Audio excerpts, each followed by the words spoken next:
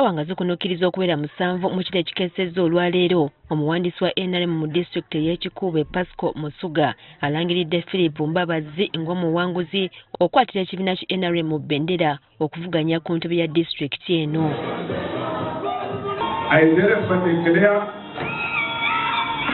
Philip Mbabazi candidate who has scored the highest number of votes. Ono awangudde n'obululu 20,1379 by'ebitundu 58 ku buli 100 n'addibwako Padde Kisembo n'obululu 16,459 by'ebitundu 41 ku buli 100. Dickson Tushabe n'addako n'obululu 343 so nga Valentino Lubasharaza avuddeyo n'obululu 81 by'ebitundu 2 ku buli 100.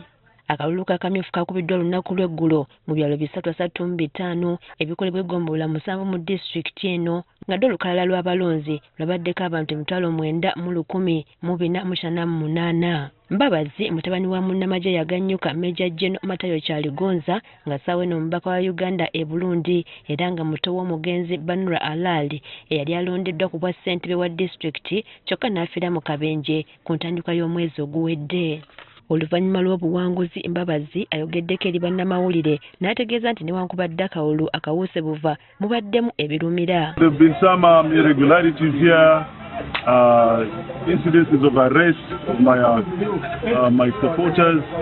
There were rumors of distribution of items and all that kind of stuff. But then I think it's actually evident with some of these highly contested kind of campaigns. So Padde Kisembo abadde ku mbiranye n'Embabazi ebivudde mu kalulu biwakanyizza n'ategeeza nga bw'agenda okwesimbawo ku bwannamunigina. I will go back to the people of Kikuubo.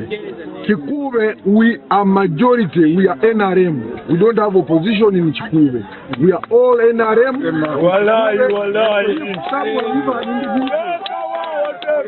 Entered and is spoiling the due process of this election.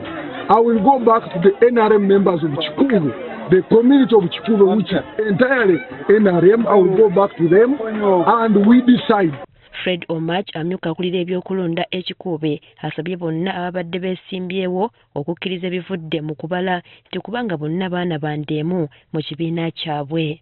Once the results are announced by the District Electoral Commission, that will be final, and we expect that all the people who have participated in-house should be able to move forward as one family. And should any person be not satisfied, there are other methods that can be addressed. Akakiiko k'ebyokulonda nga 25,226 lukagenda okusunsula byegwanyiza obwa ssentebe wa Kikuubo olwo nno akalulu kakube nga 18 omwezi ogujja.